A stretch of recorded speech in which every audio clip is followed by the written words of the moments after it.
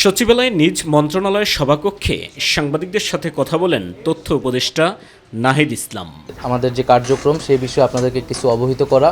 ছাত্র জনতার আন্দোলনে শহীদদের তালিকা চূড়ান্ত না হওয়ায় 14 সেপ্টেম্বর বৈষম্য বিরোধী ছাত্র আন্দোলনের শহীদ স্মরণ সভা করা হচ্ছে না বলেও জানান তিনি।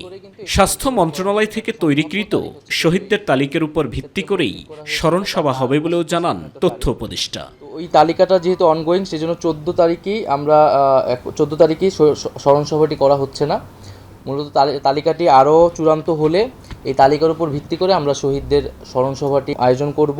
আগামী রবিবারের মধ্যেই আমরা হয়তো একটা চূড়ান্ত তালিকা হয়তো পাবো। এই স্মরণ সভায় কোনো সাজসজ্জা কিংবা অতিরিক্ত খরচের ব্যবস্থা নেই, এটি রাষ্ট্রীয় কর্মসূচি বলেও উল্লেখ করেন নাহিদ ইসলাম।